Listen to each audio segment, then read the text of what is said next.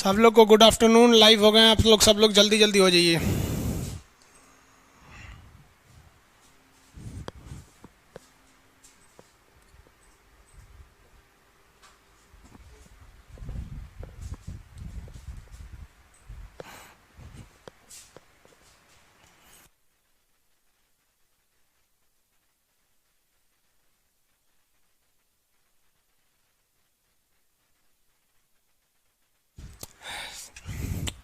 Good afternoon सब लोग को।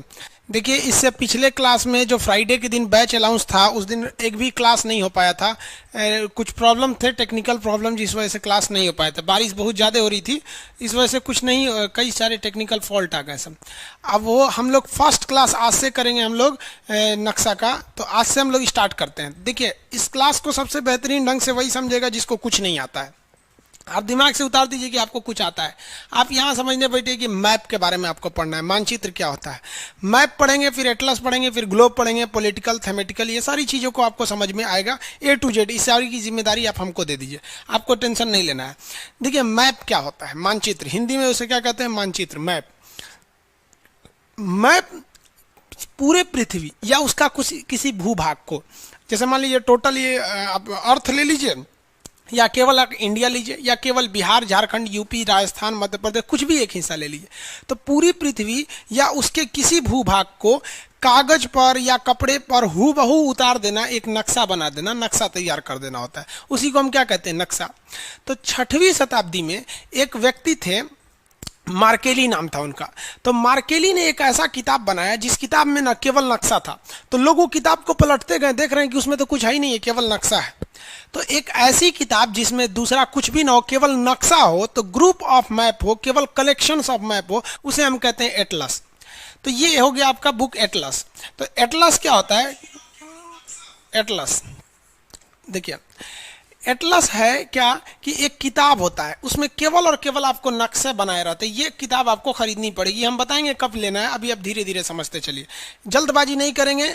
जिसको समझ में नहीं आएगा, जो कुछ नहीं जानता है, वो सबसे ज़्यादा समझ के जाएगा, क्योंकि नया मेमोरी में डाउनलोडिंग तेज़ी से होता है। अब पहले से वायरस भर के आए हैं लोग ना, तो फिर वही डाउनलोड तेज़ी से नहीं होगा। तो अगर कोई आपसे कहे एटलस क्या है, तो एक ऐसी किताब जिसमें खूब सारे नक्शा, उसे एटलस कहते हैं। तो फिर इसका नाम एटलस क्यों पड़ा? तो देखिए, जब मार्केली ने इसे 6वीं शताब्दी में बनाया था, तो इसके ऊपर जो कवर लगाया था, जैसे इसके ऊपर एक ग्लोब का कवर है, तो उसने जो कवर लगाया था, उसने एटलस का कवर लगा दिया था। एटलस एक देवता है ग्रीक भाषा में, उसे क्या कहते हैं, एटलस। आप एटलस की साइकिल खरीदेंगे तो उसमें देखेंगे एक ग्रीक भाषा में एक ऐसी मान्यता है ग्रीक लोगों की कि जो पृथ्वी का बोझ उठा के है, वो कौन उठाए हुए है, एटलस। तो वो क्या है कि एटलस पूरे पृथ्वी का इसे ग्लोब को अपने कंधे पे लेकर बैठा रहता है। तो ऐसे देवताओं को आप देखे होंगे एटलस साइकिल वगैरह पे। तो उसी एटलस का कवर इस फोटो पे लगा दिया था। तो लोगों ने इस किताब का नाम उस राक्षस के आधार पर रख दिया, नाम रख दिया एटलस। तो एटलस तो समझ में आ गया आप लोग को, एटलस क्या होता है। अब एटलस के बाद आते हैं सब मैप। एटलस के अंदर कौन सी चीज़ें होती हैं, तो एटलस के अंदर होती है मैप। मैप कई टाइप के होते हैं सब। अब इसमें आते हैं हम लोग पॉलिटिकल, थेमेटिकल, कई टाइप के मैप होते हैं। यहाँ हम आपको 2 तरह के मैप दिखा रहे हैं। एक मैप है आपका पॉलिटिकल, एक मैप आपका फिजिकल। यहाँ अब इसमें फिजिकल और पॉलिटिकल में अंतर समझिए। ये वाला जो मैप देख रहे हैं, ये एक मैप है पॉलिटिकल मैप ऑफ इंडिया, राजनीतिक नक्शा कहते हैं। इसमें आपको देश और राज्य जो होते हैं ना, आपका जितने भी स्टेट हैं और आपकी कंट्री है, कोई भी कंट्री या स्टेट, इसकी बाउंड्री आपको एकदम अच्छे से समझ में आ जाएगी। जैसे जम्मू कश्मीर यहाँ है, कहाँ ख़त्म हुआ आपको समझ में आ जाएगा। गुजरात ये वाला स्टेट है, ये कहाँ खत्म हुआ, कहाँ से शुरू हुआ, आपको इजीली आइडिया लग जाएगा। तो ऐसे नक्शा को हम पॉलिटिकल कहते हैं, जिसमें केवल राजनीतिक महत्व की चीज़ें दी गई रहे। यूपी कहाँ से शुरू है, मध्य प्रदेश कहाँ है, नेपाल, चाइना, अमेरिका। तो ये सारी चीज़ें जो केवल और केवल राजनीतिक महत्व की चीज़ें हैं, उसे देखने के लिए हम लोग कौन सा नक्शा का प्रयोग करते हैं, पॉलिटिकल मैप का प्रयोग करते हैं। समझ में आ गया कि नहीं आ गया? किसी को कोई दिक्कत नहीं है? अब आगे देखिए, फिजिकल मैप क्या होता है। Same to same political map का ही होता है फिजिकल मैप, लेकिन इसमें नेचुरल महत्व की चीज़ें दी गई रहती हैं, प्राकृतिक चीज़ें दी गई रहती हैं, उसे हम लोग कहते हैं फिजिकल मैप। फिजिकल मैप में आप ये नहीं समझ पाएंगे कौन सा स्टेट कहाँ से शुरू हुआ, कहाँ खत्म हो गया। जैसे यहाँ आपको अंदाजा लग रहा है कि ये वाला गुजरात है, आप इसी बेसिस पर यहाँ आप अंदाजा लगा सकते हैं कि गुजरात यहीं होगा, लेकिन आप ये कंफर्म नहीं बता पाएंगे कि गुजरात यहाँ कहाँ से शुरू और कहाँ से खत्म हो गया है। तो वैसा नक्शा जिसमें आपको पॉलिटिकल महत्व की चीज़ें दी गई रहती हैं उन्हें हम लोग कहते हैं पॉलिटिकल मैप, और जिसमें नेचुरल चीज़ें दी गई रहती हैं उसे हम लोग कहते हैं हम लोग फिजिकल मैप। अब आप कहेंगे कि इसमें ज़रूरी कौन है, तो देखिए बकलोल जो लोग होते हैं उनके लिए पॉलिटिकल अच्छा है, और जो होशियार लोग हैं उनके लिए फिजिकल अच्छा है। फिजिकल में बहुत सारी जानकारियाँ दी रहती हैं, पॉलिटिकल में बहुत सारी जानकारी नहीं दी रहती है। समझिए कौन कौन सी जानकारी होगी। ये कौन सा मैप है, पॉलिटिकल है, ये वाला फिजिकल है। अब हम आपको अच्छे से समझा देते हैं। इसमें पॉलिटिकल मैप में कुछ खास नहीं होता है, मेन होता है आपका फिजिकल मैप। यहाँ फिजिकल मैप में अगर आप देखेंगे ध्यान से तो आपको कई कलर्स दिखाई देंगे। आप कहेंगे कि इससे पहले वाले में भी तो कई कलर थे, लेकिन वो कलर हमारी मर्जी पर है। पॉलिटिकल मैप में आपकी मर्जी चलती है, आप जिस रंग से उसे रंगना चाहें रंग सकते हैं, लेकिन फिजिकल मैप में आपकी मर्जी नहीं चलेगी। फिजिकल मैप में है कि भूरा रंग से आपको पहाड़ रंगना है, तो यहाँ देख रहे हैं आपको भूरा रंग से क्या रंगा हुआ है, पहाड़। जम्मू कश्मीर, हिमाचल प्रदेश, उत्तराखंड, इसमें पहाड़ रंगे हुए हैं सब। आपको अगर ये दिख रहा होगा तो ये पहाड़ है। यहाँ सिक्किम में भी ब्राउन कलर है, यहाँ पे भी ब्राउन कलर है। ये ब्राउन कलर से ही पहाड़ रंग सकते हैं। तो ये फिजिकल में एक खासियत ये है कि अगर आपको कहीं पे भी ब्राउन कलर दिखाई देता है तो आप समझ जाइए कि वहां पर क्या चीज है, पहाड़ है। तो दिखाई क्लियर नहीं दे रहा है इसमें, देखें एक से।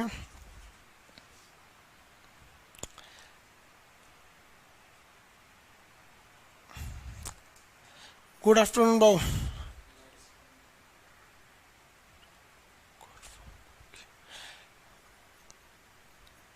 ओके बाबू, आप लोग को देखिए जब भी क्लास करना आप कर सकते हैं। इसके बाद भी अगर आपके पास मतलब इस टाइम नहीं कर सकते तो आगे भी कर सकते हैं, रिकॉर्डेड क्लास बचा हुआ रहेगा।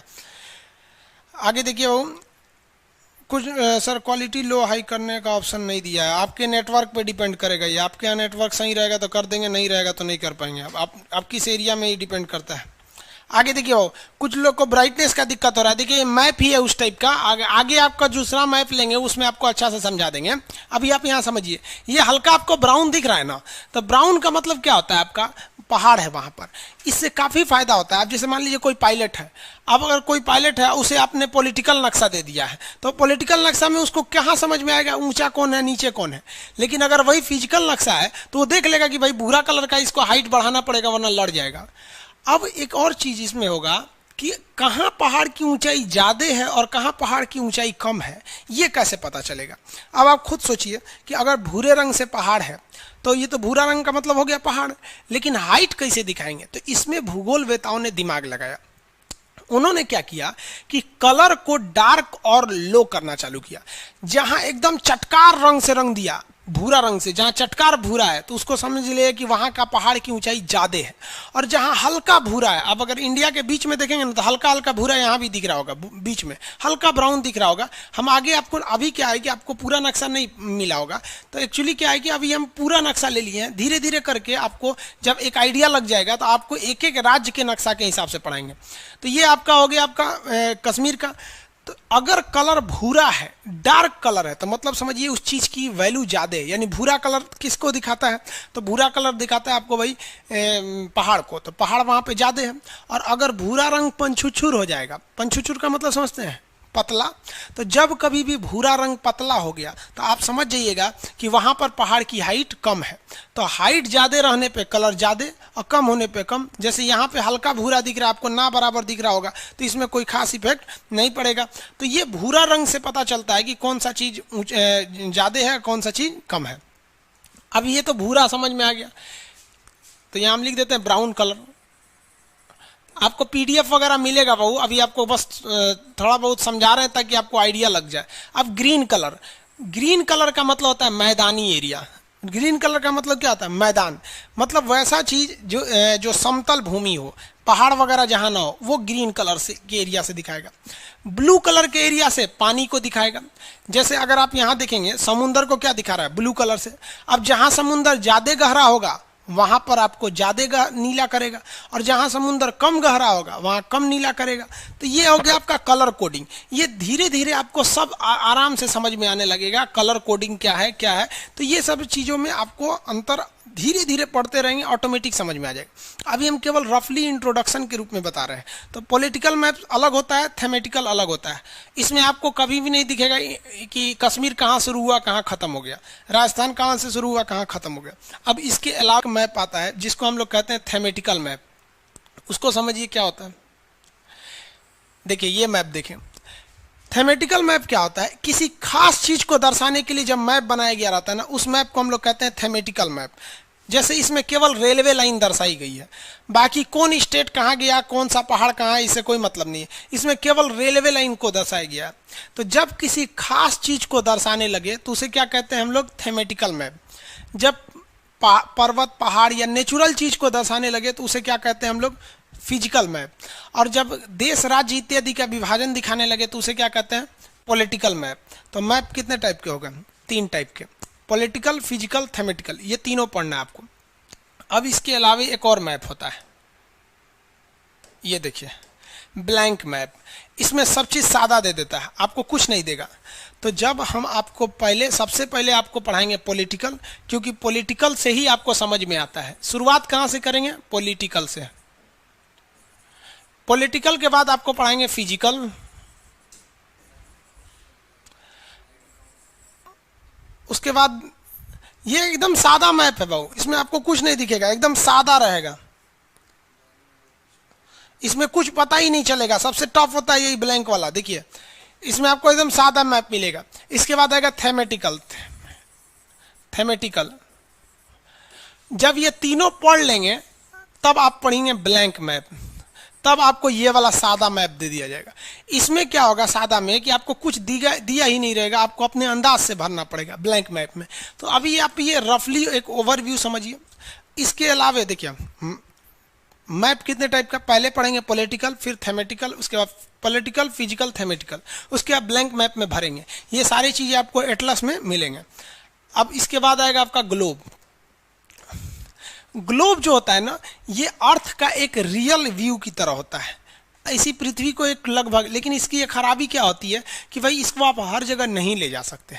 तो सबसे लास्ट में आपको क्या पढ़ना पड़ेगा, ग्लोब पढ़ना पड़ेगा। एकदम लास्ट में आपको पढ़ना है ग्लोब। इस ग्लोब के बारे में लास्ट में। अब इसमें आप पढ़ेंगे कि पृथ्वी अगर इधर से देखेंगे तो 22.5 डिग्री झुका है, जमीन से देखेंगे तो 66.5 डिग्री झुका है। तो ये सब एंगल वगैरह के बारे में, अक्षांश क्या है, देशांतर क्या है, ये सब चीज़ों को आपको ग्लोब में पढ़ना है। अब हम लोग मेन स्टार्ट करते हैं अपना टॉपिक पे। अभी तक जो था इंट्रोडक्शन टाइप का था, उस आपके लिए उतना इंपॉर्टेंट नहीं था। देखिए यहाँ ध्यान से, पृथ्वी लगभग जियोड की तरह है। जियोड मतलब पचका ढचका है। हम इसे अभी हल्का में गोल मान के चलते हैं अभी फिलहाल, और ना एक ही दिन में सारा कॉन्सेप्ट समझेंगे ना तो पगला जाएंगे, कहेंगे मैप तो हम समझिए नहीं पाएंगे। यहाँ देखिए पृथ्वी जो है ना, अर्थ लगभग हल्का सा इस टाइप का गोल सा है। अब इसके बीचों बीच से एक काल्पनिक रेखा खींची गई है। इस इमेजिनरी लाइन को हम इक्वेटर कहते हैं। इसे इक्वेटर क्यों कहते हैं भैया, तो इक्वेटर इसीलिए कहा जाता है क्योंकि ये पृथ्वी को एकदम इक्वल बांटता है। हम इक्वल नहीं बांट रहे थे, यहां से बना दे, इक्वल बांटने वाले को हम कहते हैं इक्वेटर। तो ये इक्वेटर हो गया। इसे हम लोग 0 डिग्री के हिसाब से दर्शाते हैं। इसे कितने डिग्री कहते हैं, 0 डिग्री कहते हैं इक्वेटर। इक्वेटर को हम शॉर्टकट में यहाँ ई लिख देते हैं तो आप समझ जाएंगे इक्वेटर हो गया। इसे हम लोग हिंदी में कहते हैं भूमध्य रेखा। लेकिन आप एक बात बताइए, आप इस क्लास में हिंदी पढ़ने आए हैं कि भूगोल पढ़ने आए हैं? आप भूगोल पढ़ने आए हैं तो यहाँ हिंदी भाषा नहीं चलेगी, भूगोल की भाषा पड़ेगी, जिसे कहते हैं विषुवत रेखा। विषुवत रेखा यहाँ से समझते चलिएगा आप। कंटिन्यू यहाँ पे आपको इंडिया वर्ल्ड सब के बारे में पढ़ना है। अभी आपको थोड़ा बहुत फर्स्ट क्लास है इसलिए आपको थोड़ा सा अनकंफर्टेबल लगता होगा, लेकिन यहाँ से आपको समझ में आने लगेगा। पृथ्वी के बीचों बीच से गुजरने वाली काल्पनिक रेखा, ऐसे भगवान ने कोई रेखा नहीं खींचा है, ये हम लोग ने कल्पना करके खींच लिया है। इसके ऊपर वाला एरिया और नीचे वाला एरिया ये बराबर बांट देती है। इसे हम विषुवत रेखा या भूमध्य रेखा के नाम से जानते हैं। भूमध्य रेखा हिंदी में हो जाएगा, विषुवत रेखा आपका किस भाषा में होगा, भूगोल में विषुवत रेखा। अब हम लोगों ने कुछ सहूलियत के हिसाब से कुछ अन्य रेखाओं को डिसाइड किया है। ये तो पृथ्वी को बांट दिया। अब जो गोला था बाबू, आप बताइए पृथ्वी जो एक स्फेयर टाइप का था, गोला था, अब तो हमने उस गोला को आधा कर दिया। तो गोला को आधा करेंगे तो गोला हो जाएगा आधा, तो उसे कहेंगे गोलार्ध। क्या कहेंगे? गोलार्ध। और नीचे वाला भी क्या हो जाएगा? गोलार्ध, गोला का आधा। इंग्लिश में क्या कहेंगे? स्पेयर जो है, स्पेयर, स्पेयर को आधा करेंगे तो क्या हो जाएगा? Hemy spare. स्पेयर को आधा करने पे क्या हो जाता है? हेमी स्पेयर हो जाता है।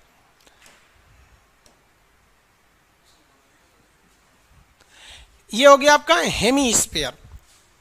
तो इसको हेमी स्पेयर, ये भी हेमी स्पेयर। ऊपर के भाग को उत्तर कहते हैं यानी नॉर्थ, और नीचे के भाग को दक्षिण कहते हैं यानी साउथ। अब धीरे धीरे एक एक चीज आपके साथ नया नया जुड़ते जाएगा। पृथ्वी को बीचों बीच से डिवाइड करने वाली रेखा को इंग्लिश में कहते हैं इक्वेटर लाइन, उसको एंगल में कहेंगे तो 0 डिग्री, हिंदी में कहेंगे भूमध्य रेखा, भूगोल में कहेंगे तो विषुवत रेखा। इसके ऊपर का आधा गोला गोलार्ध, नीचे का आधा गोला गोलार्ध। ऊपर वाला उत्तरी गोलार्ध, नीचे वाला दक्षिणी गोलार्ध। हम किस गोलार्ध में रहते हैं भैया? तो हम लोग रहते हैं उत्तरी गोलार्ध में। इंडिया टोटली ऊपर में है। अगर देखेंगे ना इंडिया को, तो इंडिया टोटली किस बार में? उत्तरी गोलार्ध में। तो हम लोग किस हेमिस्फीयर में? नॉर्दर्न हेमिस्फीयर में। अच्छा, कौन हेमिस्फीयर है? नॉर्दर्न की साउदर्न? अच्छा, तो भाई पूरी पृथ्वी है। नीचे में ना पानी ज्यादा है, ऊपर में जमीन ज्यादा है। तो दो चीजें समझ में आ गया। गोलार्ध आपको धीरे धीरे समझेंगे आराम से, जिसको कुछ नहीं आता है पूरा अच्छा से समझ जाएगा। अब एक चीज देखिए, अर्थ जो है ना हल्का सा इसे झुका हुआ है। ये क्या है? झुका हुआ है। अब ये कितने डिग्री झुका हुआ है? 23.5 डिग्री। कितने डिग्री? 23.5 डिग्री। आज से 1.25 लाख साल पहले, लगभग 15 करोड़ साल पहले ये 18 डिग्री पे झुका हुआ था। अभी भी ये 24 डिग्री झुक गया है। कुछ दिन बाद जब इसकी नापी होगी ना तो 24 डिग्री आ जाएगा। तो ये कितने डिग्री झुका हुआ है? तो 23 डिग्री, 23.5 डिग्री। तो यहाँ से कितने डिग्री है? 23.5। तो 23.5 डिग्री के पास एक रेखा खींचेंगे ऊपर की ओर, और 23.5 डिग्री के पास एक रेखा खींचेंगे नीचे की ओर। अब आप कहेंगे कि सर ये सीधा क्यों नहीं खींच रहे हैं, तिरछा क्यों खींच रहे हैं? तो किसी भी फुटबॉल के ऊपर आप अगर सीधा रेखा खींचेंगे तो सीधा खींचेबे नहीं करेगा। रियल में अगर आप फुटबॉल लेके खींचेंगे ना तो तिरछा खींचेंगे सीधा, लेकिन दूर से कैसा लगेगा? तिरछा। तो ये 23.5 पे है, ठीक है। ये भी नीचे वाला 23.5। हम ये 23.5 क्यों लिए हैं? क्योंकि पृथ्वी 23.5 डिग्री पे झुकी हुई है। अब यहाँ देखिए, तो यहाँ से हमने जो 23.5 ऊपर वाला लिया और 23.5 नीचे वाला ले लिया। ये कितना है भैया? 23.5 डिग्री। और ये भी कितना है? 23.5 डिग्री। अब आप बताइए, ये तो उत्तर दिशा में हो गया नॉर्थ, और ये तो साउथ हो गया दक्षिण दिशा में। अब दो चीजें यहाँ समझिए, ये डिग्री निकालते कैसे हैं ये आप ग्लोब में पढ़ेंगे। फर्स्ट क्लास में आप ग्लोब नहीं पढ़ेंगे, पहले आप मैपिंग पढ़ेंगे। जब मैप कंप्लीट हो जाएगा तब आप ये एटलस देखेंगे। जब पूरी दुनिया का आइडिया लग जाएगा तब ग्लोब में समझेंगे। आपके मन में एक जिज्ञासा आ रही होगी, सर अक्षांश क्या है, लॉन्गिट्यूड लेटीट्यूड, लेकिन अभी आप उसको समझ नहीं पाएंगे। बैटरी ले तो डिस्चार्ज हो गया।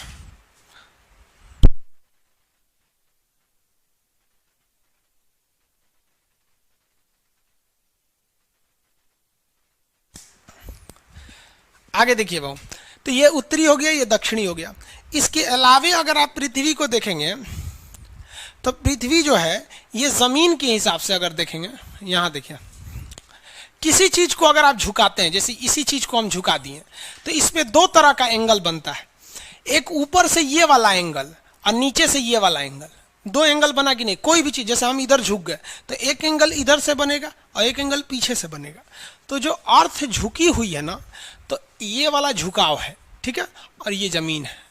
देखिए ध्यान से, तो जो अर्थ झुकी हुई है तो ये वाला झुकाव 23.5 है, और ये वाला झुकाव ये 23.5 है। अब आप बताइए, कोई 90 डिग्री का एंगल है, अगर इसको 40 डिग्री झुका दिए, 40 डिग्री, तो ये कितना होगा? जेन्युइन है कि 50 होगा? भाई दोनों को जोड़ेंगे तभी ना वो सीधा खड़ा होगा।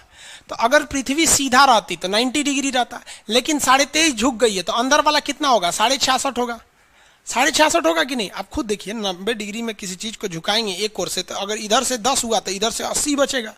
उसी तरह पृथ्वी अगर सीधा रहती तो 90 पे रहती, 23.5 झुका दिए तो इधर से 23.5, तो इधर से कितना होगा? 66.5 होगा। तो 66.5 डिग्री हो जाएगी पृथ्वी। तो पृथ्वी पर दो रेखाओं का बड़ा महत्व है, एक 23.5 डिग्री वाले का क्योंकि ये ऊपर से एंगल है, एक 66.5 डिग्री वाले का क्योंकि ये नीचे से एंगल है। समझ में आ रहा है कि नहीं? अभी आप कमेंट पे ध्यान नहीं देंगे आप लोग, अभी आप लोग मेन अभी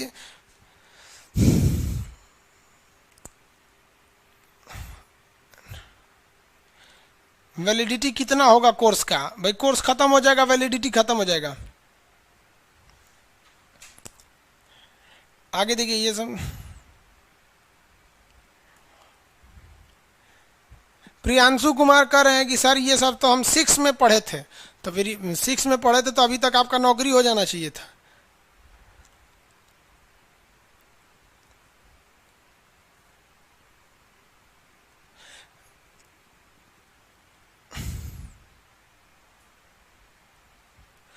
चलिए यहाँ देखिए कुछ कुछ फालतू फालतू के कमेंट करता है सर, यहाँ ये सब यहीं रहेगा सब बेरोजगार बन के। देखिए ध्यान से 66.5 और 23.5 डिग्री ये दो ठो महत्व हो गए सब।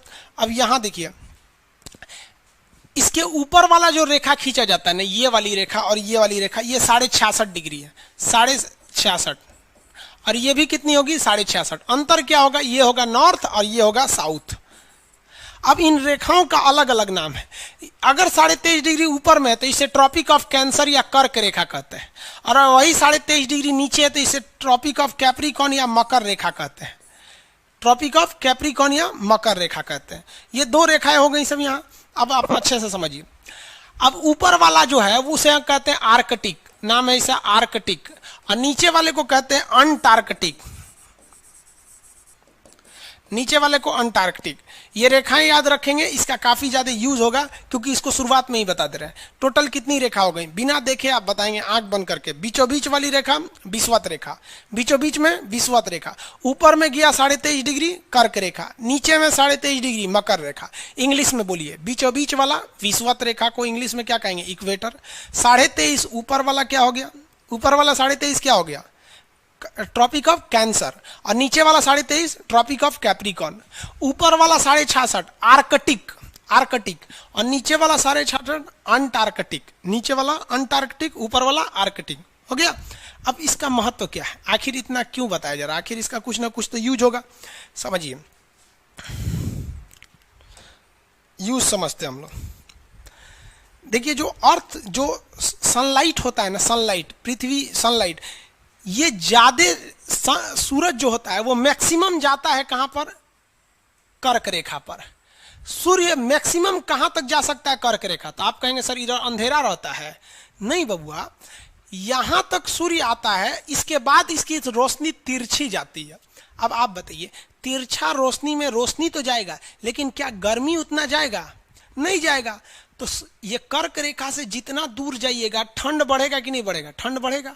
और दूर जाइएगा और ठंड बढ़ेगा, और दूर जाएंगे और यानी ऊपर में तो और ठंड बढ़ने लगेगा। बढ़ेगा कि नहीं बढ़ेगा? अब एक बात बताइए, तो ये तो कर्क रेखा की मैक्सिमम स्थिति कहाँ आ गई? ऊपर, यहाँ पर। और कर्क रेखा मिनिमम नीचे कहाँ जाता है? मकर रेखा के बीच में, सॉरी सूर्य। तो सूर्य किन दो रेखाओं के बीच में सीधा चमकता है?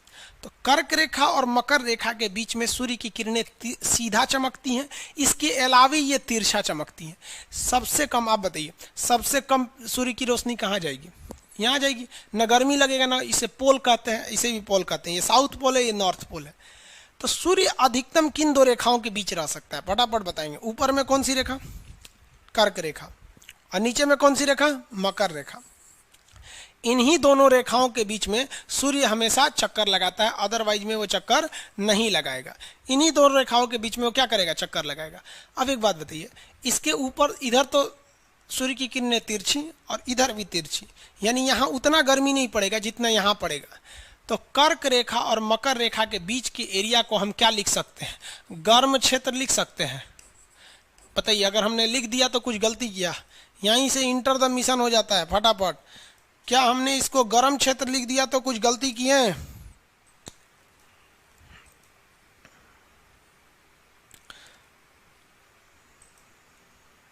फटाफट बताएंगे।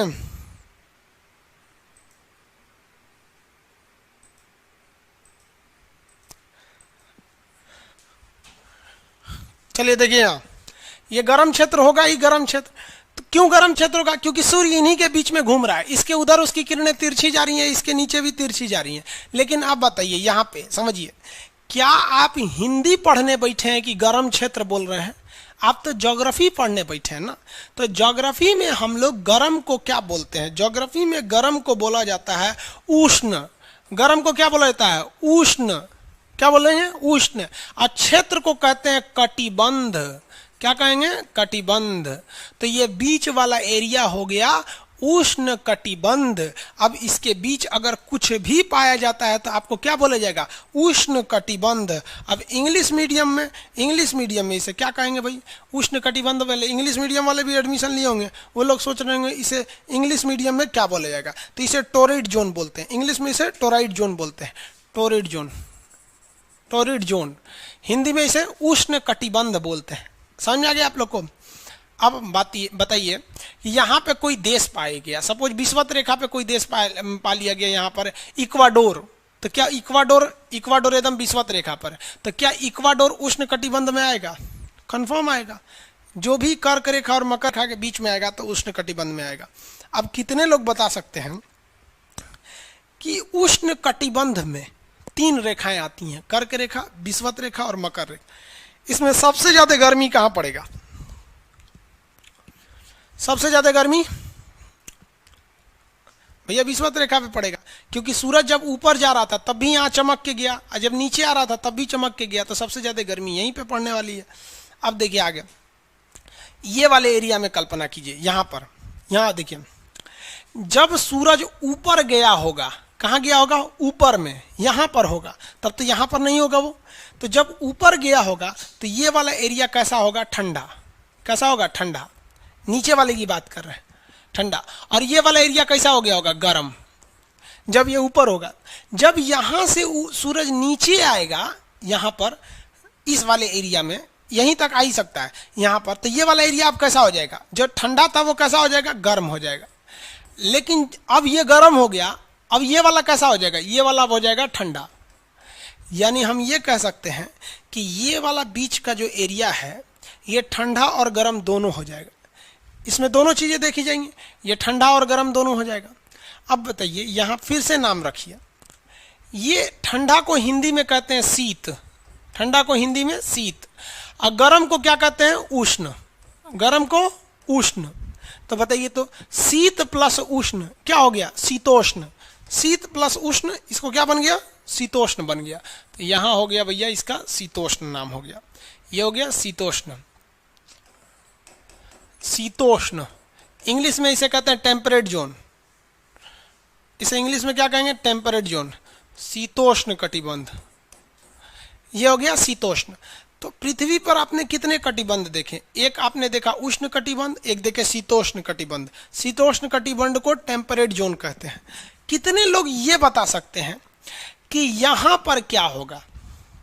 देखिए बबुआ, सूर्य अधिकतम आ सकता है नीचे मकर रेखा तक, यहां आने के बाद भी यहां तक तिरछी किरणें छोड़ेगा और कुछ गर्मी उत्पन्न कर देगा, इसलिए ठंडा के साथ साथ गर्मी रहेगा। लेकिन ये वाले एरिया में कभी भी ठंड ही पड़ेगा, गर्मी नहीं पड़ेगा, ठंडा। और ठंडा को क्या कहते हैं? शीत। तो ये क्या हो गया? शीत कटिबंध। कटिबंध का मतलब क्या होता है? एरिया। कटिबंध का मतलब एरिया। और ऊपर वाला भी क्या होगा? सूर्य अधिकतम यहीं तक जाएगा ना, कर्क रेखा तक, इसके बाद तो जाएगा नहीं।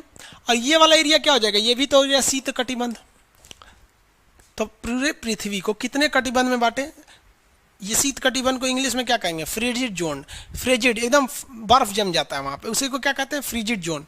अब यहां देखिए, पृथ्वी के बीचों बीच में बोलिए कौन सा कटिबंध? फटाफट बोलते जाएंगे लोग, नीचे कमेंट लिख के फटाफट बताएंगे। पृथ्वी के बीचों बीच में कौन सा जोन? कौन सा कटिबंध बीचों बीच में?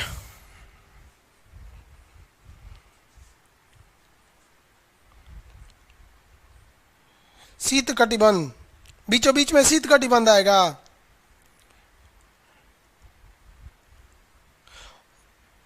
बीचों बीच में उष्ण कटिबंध आएगा। हाँ, उष्ण। बीचों बीच में उष्ण कटिबंध, इंग्लिश में क्या कहेंगे? Temperate zone.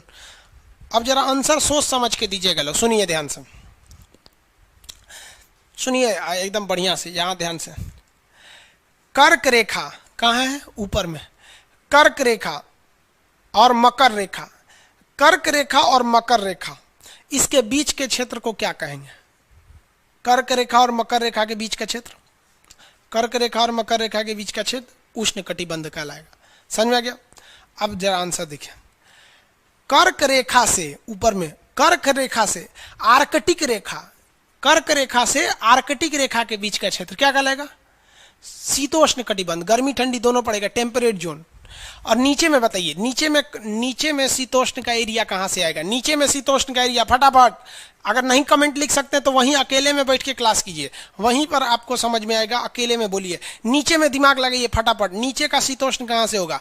अब आंख बंद करेंगे, नीचे का शीतोष्ण कहाँ से होगा भैया? ये मकर से शुरू होगा, ऊपर जाएंगे तो उष्ण हो जाएगा, ना ना ऊपर नहीं जाना है, नीचे आएंगे तो क्या हो जाएगा? शीत और ठंडा दोनों पड़ेगा। तो ये हो गया आपका मकर रेखा से लेके आर्कटिक रेखा, ये क्या हो गया? शीतोष्ण हो गया। और आर्कटिक से दक्षिणी ध्रुव ठंडा, और अंटार्कटिक से उत्तरी ध्रुव ठंडा। तो कितने टाइप के कटिबंध देखें, कितने टाइप के कटिबंध देखे? 3 टाइप के देखे रे बबुआ। यो तो शीतोष्ण है, यो तो टाइप है, गिन रहा है से 1 2 3 4 5। अरे भैया 5 कहाँ है? 3 टाइप है ना, समझ में गया? अब मान लीजिए 2 लड़का 1 लड़की खड़ी रहेंगे, पूछेंगे कितने टाइप के मानो है, तो 2 को ना हो जाएगा, लड़का लड़की का आप संख्या थोड़े गिन रहे हैं। ये समझ में आ गया आप लोग को? क्वेश्चन बताइए फटाफट, सबसे ज्यादा ठंडा किस कटिबंध में पड़ेगा? सबसे ज्यादा ठंडा किस कटिबंध में? शीत कटिबंध में पड़ेगा। सबसे कम ठंडा कहां पड़ेगा? उष्ण कटिबंध में पड़ेगा। सबसे कम ठंडा कहां पड़ेगा? उष्ण कटिबंध में पड़ता है बाबू सबसे कम ठंडा। ठंडा गर्मी दोनों पड़ेगा, शीतोष्ण कटिबंध में ठंडा गर्मी दोनों पड़ेगा। एक आगे अब एक ये देखिए, यहां पे इस ग्लोब में देखिए,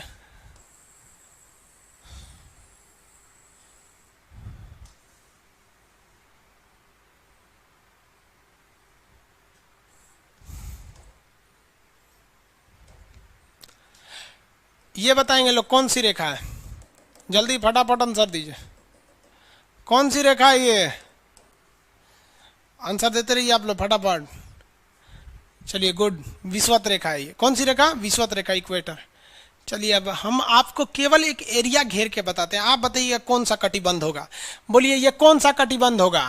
फटाफट बोलिएगा, कौन सा कटिबंध है ये? ये है भैया टोरिड जोन या उष्ण कटिबंध, समझ में आ गया? ये वाला। अब दूसरा हम घेरते हैं, आप बताइए क्या ये कौन सा कटिबंध होना चाहिए यहाँ पर? ये तो बता दिया आप लोगों ने। ये बताइए तो जहां हम, ये बताइए जहां हम हाथ चला रहे हैं, ये कौन सा होगा? आइडिया लगाइए कौन सा होगा ये, फटाफट लगाइए आइडिया कौन सा होगा ये। और ये वाला भी, ये कौन सा कटिबंध है? फटाफट बताएंगे लोग। ये वाला है भैया, जल्दी जल्दी इंग्लिश में बोलते हैं temperate zone. Temperate zone Hindi में, हिंदी में हो गया आपका शीतोष्ण कटिबंध। चलिए अब कितने लोग देखते हैं, बता देते हैं फटाफट, बता देंगे लोग। वेरी गुड, वेरी गुड बाबू। आंसर इतना तेज दीजिए कि हम पढ़ ना सके। आप देखिए आंसर कितना तेजी से आ रहा है, इस तरह से आंसर दीजिए कि पढ़ ही ना सके हम यहाँ पर। खैर हम एक्चुअली मोबाइल में इसलिए देखते हैं ताकि हमको भी एहसास हो कि आपको कैसा दिख रहा है। स्क्रीन पे देखते हैं तो फिर दूर पड़ जाता है वहाँ पर। अब बुढ़ा गए, अब हमको चश्मा लगाना पड़ेगा, स्क्रीन पे उतना दूर से नहीं दिखता है। चश्मा लगा लेते हैं तो स्क्रीन पे पढ़ेंगे। उम्र बढ़ जाने के बाद ना आँख नाक कान सब खराब हो जाता है। चलिए देखिए ध्यान से, बुढ़ौती आ गया मेरा। कितने लोग आंसर देंगे? लोग फटाफट बताएंगे हम। एक बार में हमें लिखते के साथ आंसर आना चाहिए। ये कौन सा कटिबंध है? फटाफट कौन सा कटिबंध होगा? इंग्लिश वाले लोग सबसे ऊपर में है बबुआ। ये सब यूपीएससी का क्वेश्चन ऐसे नक्शा बना बना के पूछेगा आपको। कौन सा कटिबंध होगा? फटाफट बताएंगे। ये वाला हो गया शीत कटिबंध। शीतोष्ण थोड़े होगा रे बकलवा कहीं का, खाली ठंडा पड़ेगा। हिया ना शीतोष्ण होगा। आई वाला कौन सा होगा? उष्ण होगा। दिमाग चट देता है ऐसे तुम लोग। गलती नहीं बोलो भाई, इतना मेहनत से पढ़ा रहे हैं, आंसर सही होना चाहिए। कौन सा कटिबंध है? शीत कटिबंध है, शीत कटिबंध है। यूपीएससी जो है ना वो ससुरा खखोर के क्वेश्चन पूछता है। क्वेश्चन क्या पूछा यूपीएससी?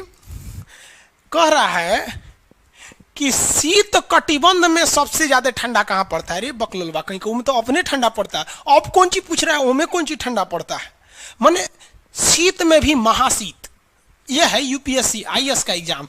लड़का सब खाली सपना देख लेता है आईएएस बनेंगे, अब भी मेहनत ना करना है उसके लिए। देखो बबुआ क्वेश्चन यूपीएससी का क्या था।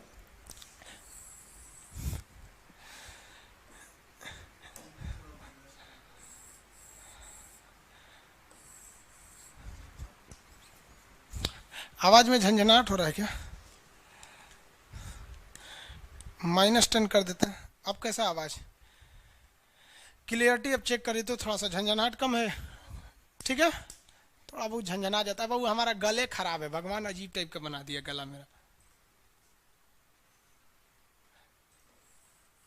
देखिए ये है हमारा शीत कटिबंध, लेकिन क्वेश्चन है शीत में भी महाशीत। तो शीत में भी महाशीत, शीत में भी महाशीत। आ जा बाबू आ जा। ये हमारा गोला हो गया पृथ्वी। देखिए गौर से देखिएगा, ये है शीत कटिबंध और ये भी है शीत कटिबंध। ये रेखा का नाम बोलिए फटाफट, रेखा कंप्लीट होने से पहले नाम आ जाना चाहिए। कौन से, क्या नाम है इसका? अरे जल्दी बोलो, कंप्लीट कर देते हैं। हाँ गुड, क्या नाम है इसका? विषुवत रेखा, वेरी गुड। ये शीत है ना। अब देख बबुआ, यहां पर एकरा दो भाग में हम बांट देते हैं, एकरो दो भाग में बांट देते हैं। ऊपरा वाला का नाम रख देते हैं एक, नीचे वाला का नाम रखते हैं दो। एक और दो। कितने लोग बता सकते हैं इसमें कि शीत कटिबंध को यानी फ्रीजिड जोन को हमने 1 और 2 में बांट दिया है। इसमें ज्यादा ठंडा 1 में लगेगा कि ज्यादा ठंडा 2 में लगेगा? गलत आंसर आया ना, घुस के कैमरा में से निकाल ले आएंगे इधर और धो देंगे। यहाँ बता देते हैं, यहाँ ज्यादा ठंडा फटाफट 1 में ठंडा कि 2 में? 1 की 2, 1 की 2, जल्दी फटाफट, देर नहीं होना चाहिए। 1 में कि 2 में? 1 में कि 2 में? 1 में, 1 में, वेरी गुड। बस 1 लिखते जाएंगे सर, वेरी गुड, बहुत अच्छा। बकलोलवा कौन दू बोल रहा है? दू कौन बोलता है? यहाँ से फेंक देंगे हम फ्रीजिड जोन में ले जाके। बकलोलवा 1 में ना ठंडा पड़ेगा बबुआ, वहां सूरज का रोशनी जाइबे नहीं करेगा, एकदम कोना में वो पट्टी है वहां पे। 1 में देख लो भाई, इतना तेज आंसर आना चाहिए इस तरह से, धड़ धड़ धड़ एकदम, वेरी गुड। सबसे ज्यादा ठंडा ओ खोपड़िया पे ना तो एक खोपड़िया पे। समझ में आ गया कि नहीं आ गया? भूगोल वालों ने ये दोनों का नाम अलगे रख दिया। हम तो आपको धाए दे बता दिए थे, आप में से कितने अच्छे से आप बता दिए कि 1 में कि 2 में। लेकिन यही क्वेश्चन यूपीएससी पूछा था और आधा लड़का गलती ठोक के आया था। क्या पूछा था पता है? कि ज्यादा ठंडा टुंड्रा में पड़ता है कि टैगा में? अब लड़का पगला गया, टुंड्रा टैगा कौन ची होलो रे भाई? टुंड्रा टैगा, लो टुंड्रा टैगा यहाँ पर। अरे यूपीएससी ना खखोर के पूछता है कुछ हो। अब जैसे किसी को कह देंगे मामा जी तो आराम से समझ में आ जाएगा। कहेंगे हमारे बाप के सार, तो कहेंगे कौन सी बोल रहा है बाप के सार? अरे मामा जी को ही बोला जाता है बाप के सार। तो वही ऐसे पूछता है, टुंड्रा में कि टैगा में? आंसर बताइए, टुंड्रा में कि टैगा में? टुंड्रा या टैगा? फटाफट। टैगा बोल रहे हैं लोग, टैगा। कुछ टुंड्रा बोल रहे हैं लोग। अब आंसर की स्पीड वो नहीं रह गई है, टुंड्रा या टैगा, टुंड्रा या टैगा। भैया ये पूरा ध्रुव होता है, 1 और 2 दोनों को मिला देंगे तो ध्रुव हो जाता है। टुंड्रा या टैगा? टुंड्रा या टैगा? देखो भैया हम बताते हैं, देखिए ध्यान से। ये जो ऊपरा वाला 1 नंबर है ना, यानी जो एकदम खोपड़िया है और नीचे वाला एकदम पेंदिया है, ये 1 नंबर को हम लोग कहते हैं टुंड्रा। जो 1 नंबर है ना, अंग्रेजी हिंदी दोनों में टुंड्रा, और जो 2 नंबर है उसे कहते हैं टैगा। और कुछ नहीं है रे भैया, लड़कवा को सब पता था लेकिन टेक्निकल नाम नहीं पता था, इसलिए फेल होके चल आया। 1 नंबर में ज्यादा ठंडा पड़ेगा क्योंकि ये सूर्य से विषुवत रेखा से बहुत दूर है, और ये 1 नंबर में ज्यादा, इसी को कहते हैं टुंड्रा और इसको कहते हैं टैगा। बताइए क्वेश्चन कहेगा सबसे कम पेड़ पौधे यानी सबसे कम वनस्पति, एकदम लीस्ट क्वांटिटी ऑफ इन्वायरमेंट, सबसे कम जीव जंतु कहां पाए जाएंगे रे भैया? टुंड्रा में कि टैगा में? ये ठंडा में कौन जाएगा मरने ससुरा? हम जैसन बूढ़ सड़ आदमी को तो फालिज मार देगा वहां जाके। तो सबसे कम जीव जंतु कहाँ बाबू रे, कहाँ? तो सबसे कम जीव जंतु 1 नंबर पे। 1 नंबर को क्या कहते हैं? टुंड्रा। समझ आ रहा है कि नहीं आ रहा है? अभी बताइए, जैसे जैसे हम टुंड्रा से बढ़ेंगे विषुवत रेखा की ओर, जैसे जैसे बढ़ेंगे क्या टेम्परेचर बढ़ेगा? टेम्परेचर बढ़ेगा कि नहीं बढ़ेगा? बबुआ बढ़ेगा। जीव जंतुओं की संख्या भी बढ़ेगी। ठंडा में मर जाएगा सब ससुरा। कभी सुने गर्मी से 200 लोगों की मौत हो गई? गर्मी से किसी की मौत नहीं होती, आदमी तनी पगला उगला जाता है, लेकिन हमेशा ठंडी में सुनते होंगे कि 200 आदमी ठंडा से मर गया। अब बहुत आदमी, अब हम जैसे बूढ़ सूढ़ आदमी को बच के रहना पड़ता है। आप लोग जवान हैं लोग, आप लोग का कोई दिक्कत नहीं है। समझ आ गया कि नहीं आ गया? तो जीव जंतु इधर ही रहेंगे। आप कहेंगे कि जीव जंतु, अरे ठंडा में बहुते मर जाता है। समझ आ गया कि नहीं? जैन धर्म के लोग ज्यादा क्यों नहीं विकास कर पाए? लो उघारे रहते तो आधा लोग को मार दिया ठंडा वहां पे। तो समझिए ध्यान से, तो ये ऊपर जाएंगे तो जीव जंतुओं की संख्या बढ़ेगी। अब बताइए इसमें, देखिए बताइए खटाखट देखते हैं कितना तेज आंसर देता है। आंसर एकदम जबरदस्त। हाँ भाई, ऐसे स्क्रीन चलना चाहिए, धड़ाधड़, खुशी हो जाएगा भाई।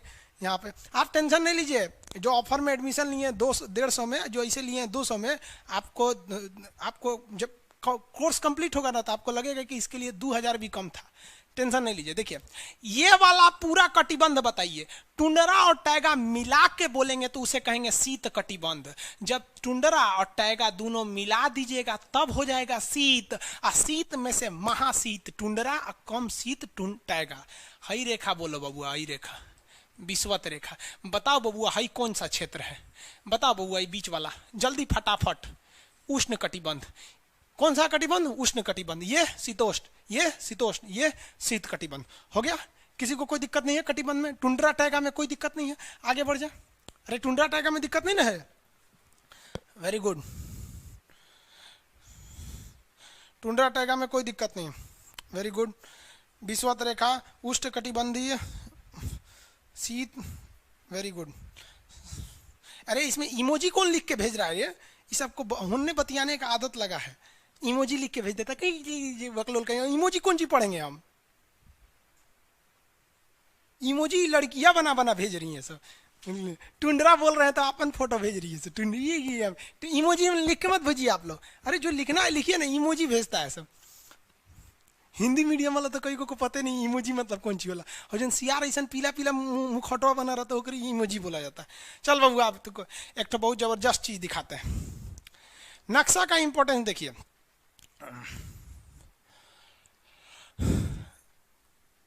बाबू लोग ये देखो, ये हो गया ग्लोब, पूरा पृथ्वी। अब इसमें एक चकाचौंध से बचिए, देखिए ध्यान से। आप लोग को ये हल्का दिख रहा है? हाँ देखिए ध्यान से, हल्का सा दिख रहा है। इसमें देश नहीं देखना है बाबू। ब्राइटनेस घटा दे क्या?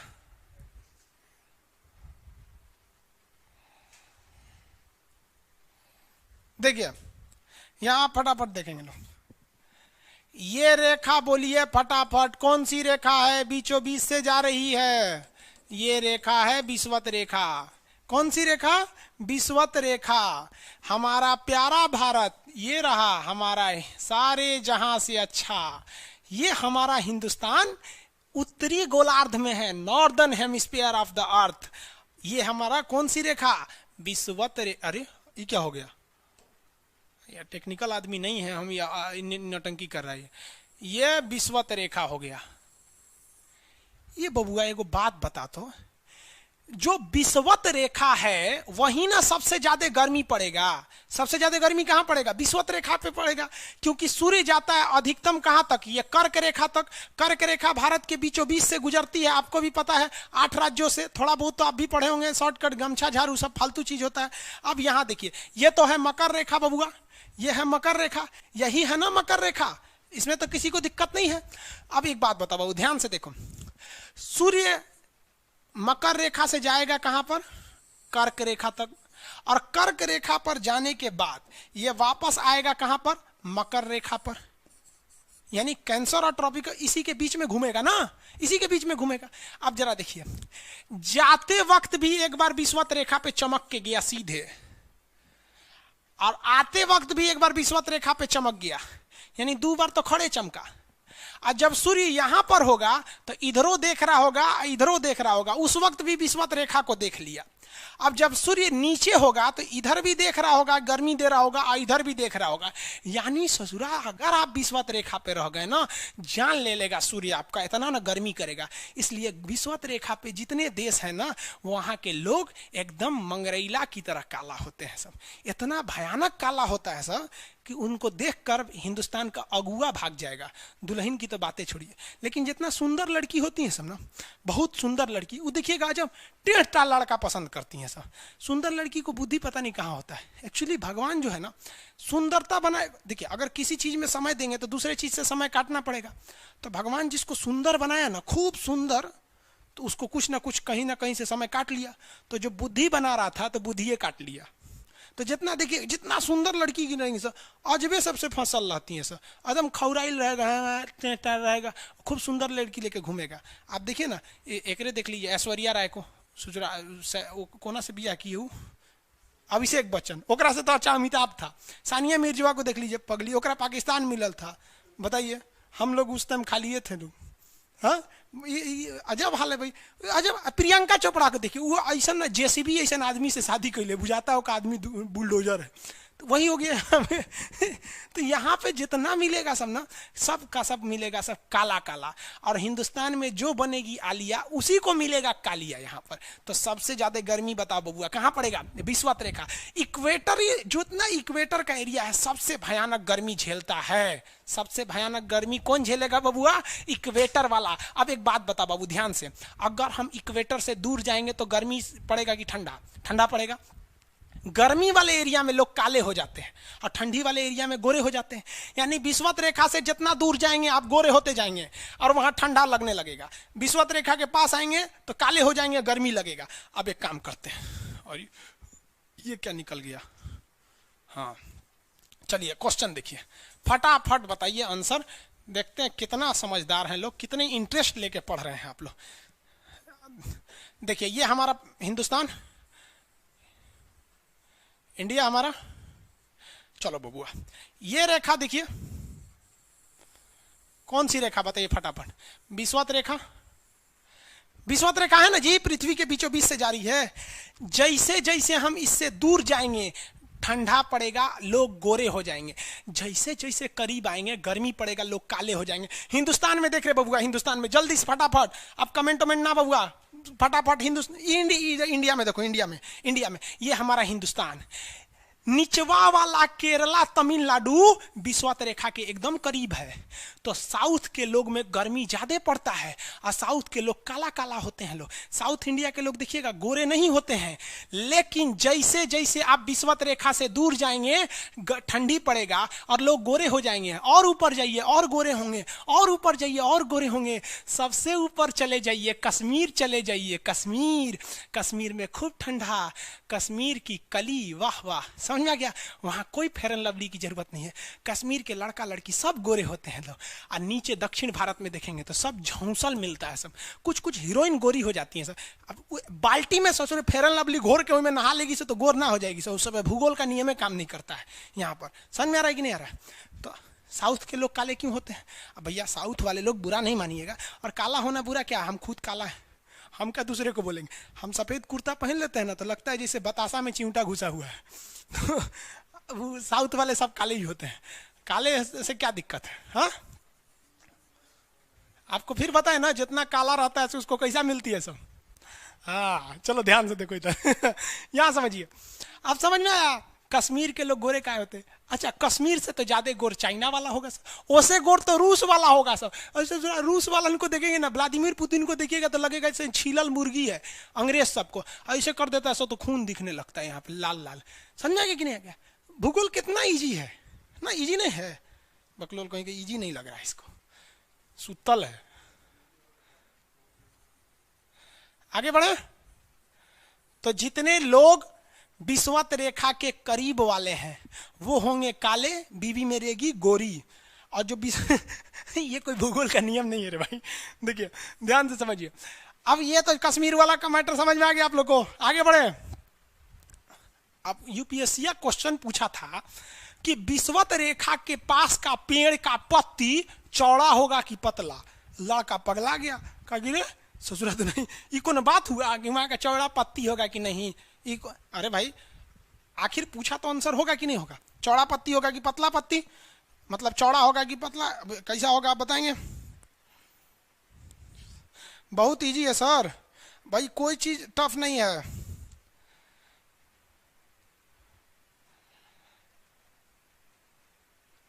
अरे बकललवा, डाउनलोड करने की सुविधा ना स्क्रीनशॉट ले सकते हैं ना डाउनलोड कर सकते हैं, ये सुविधा नहीं मिलेगा। चलिए ध्यान से समझिए। अब यहाँ पर पत्ती के बारे में हम लोग समझते हैं, पत्ती के बारे में। इधर देखिए फटाफट, अब कमेंट छोड़िए मेरी ओर देखिए। एक बात बता बउआ, विषुवत रेखा के पास गर्मी पड़ेगा कि नहीं? सीधी सी बात, एक शब्द में बोलेंगे तो गर्मी पड़ेगा। अरे भयानक गर्मी पड़ेगा रे, जब जाएगा तब वो गर्माएगा, आएगा तब वो गर्माएगा, और नीचे रहेगा तब वो झांकेगा विषुवत रेखा, और ऊपर रहेगा तब वो झांकेगा विषुवत रेखा। सबसे ज्यादा गर्मी कहाँ पड़ेगी? विषुवत रेखा। सबसे ज्यादा गर्मी विषुवत रेखा, समझ में आ गया? तो एक चीज तो कंफर्म हो गया ये विषुवत रेखा के बाद कि भैया इसकी जो गर्मी है भयानक। और जैसे जैसे गर्मी पड़ेगा, ये जो समुंदर देख रहे हैं, समुंदर का पानी भाप बनकर ऊपर उठेगा। गर्मी के कारण कोई भी पानी एवापोरेट हो जाएगा, यानी क्या बन जाएगा? वाष्प बन के ऊपर उठ जाएगा, और यही वाष्प ऊपर जाके बना लेता है बादल। तो विषुवत रेखा के पास खूब ज्यादा बादल हो जाएंगे, और इतने बादल हो जाएंगे कि वहां वर्षा हो जाएगी। तो विषुवत रेखा के पास डेली 2 बजे वर्षा हो जाती है। कैसे हो जाती है? विषुवत रेखा के पास भयानक गर्मी, गर्मी के कारण वाष्प एवापोरेशन होता है, और ये एवापोरेशन होने के बाद बादल बन जाते हैं, और ये बादल बरसों रे मेघा मेघा बरस जाते हैं। तो आप कहेंगे कि सर ये 2 बजे काहे बोले हैं, 4 बजे काहे नहीं बोले? तो रे बबुआ एक बात सुनो, धूप में जो गर्मी आती है वो 8 बजे के बाद आती है। सुबह 8 बजता है ना, मॉर्निंग का 8, उसके बाद ही धूप की गर्मी रहती है। 8 बजे के पहले धूप में उतना गर्मी नहीं रहता, इसलिए वाष्पीकरण नहीं हो पाता।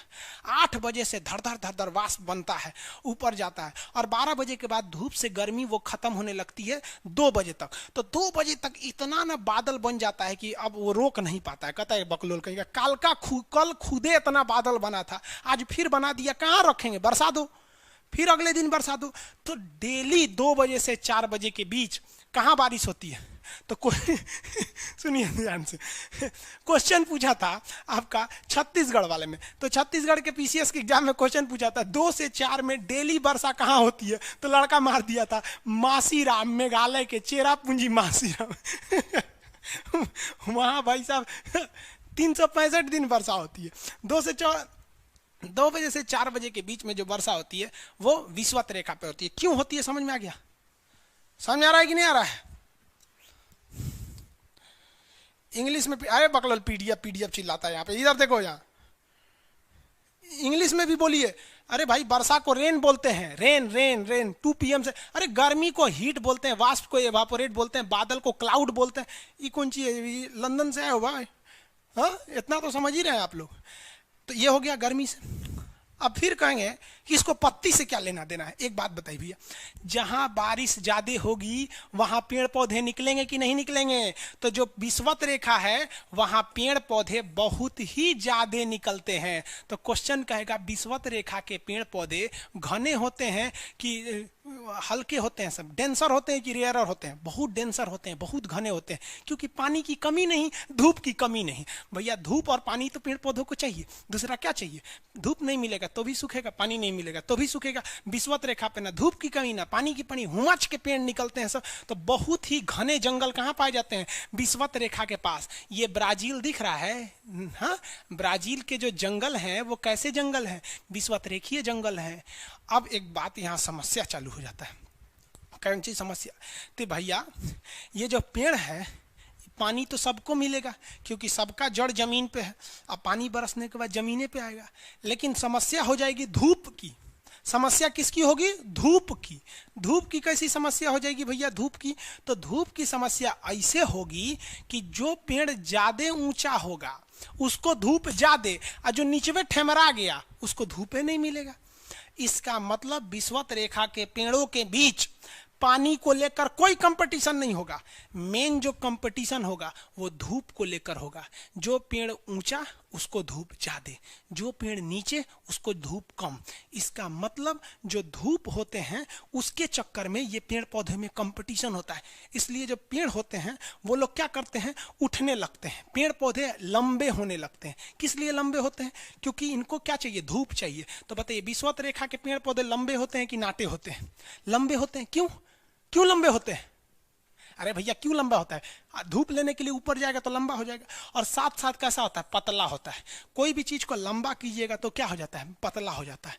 अब बताइए लंबा पेड़ है, बहुत लंबा पेड़ है और पतला है, तो उसको क्या रहना पड़ेगा? बहुत ही शक्तिशाली रहना पड़ेगा, मजबूत रहना पड़ेगा, नहीं तो गिर जाएगा। तो विषुवत रेखा के पेड़ धूप पाने के लिए लंबे हो जाते हैं, और वो पतले होते हैं और बहुत मजबूत होते हैं, वरना वो गिर जाएंगे। और इनको पानी की कोई दिक्कत नहीं होता है, इसलिए इनकी जो पत्ती होती है बहुत चौड़ी होती है, क्योंकि पत्तियां क्या करता है, पनिया को भास बना के उड़ा देता है। इसलिए जहां पानी की कोई कमी नहीं, उस चीज का पत्ती चौड़ा होगा। कमल का फूल बहुत चौड़ा पत्ती, पानी की कोई कमी नहीं। और जहां पानी की कमी होगी वहां पत्ती छोटा होगा, छोटा होगा, छोटा होगा। रेगिस्तान की पत्तियां कांटा बन जाती है, तो लोग कहते हैं कांटा हो गया। अरे बकलोला, कांटा नहीं था, वो पत्ती था। वो मजबूरी में लोग उसे कांटा बना दिए। लोग मजबूरी इंसान को कुछ बना देता है। समझ आ गया कि नहीं आ गया? तो विषुवत रेखा के पास पानी की कोई कमी नहीं, तो पत्ती कैसी, चौड़ी। पत्ती कैसे, चौड़ी। रेगिस्तान में पानी की कमी होती है, पत्ती कैसा, कांटा। पत्ती कांटा हो जाती है। पेड़ कैसा, लंबा की नाटा, लंबा।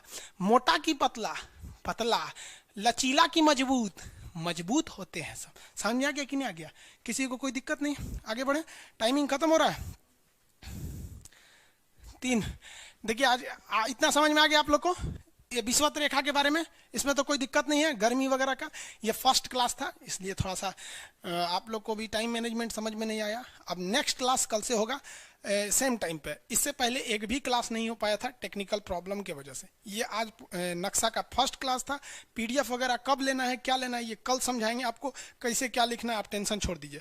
हम गारंटी कहते हैं आप भूल नहीं सकते हैं किसी चीज़ को यहाँ पर। बाकी आप हम आपको कहते हैं ना, आप भूल के आइए किसी चीज़ को। कोई पूछेगा तो विषुवत रेखा की पत्ती चौड़ा होता है कि छोटा, तो क्या कह देंगे, छोटा होता है, नहीं ना? तो आई होप आप समझ रहे होंगे इस चीज़ को। अब क्लास की टाइमिंग कम बची हुई है, अभी तो टाइमिंग है ही।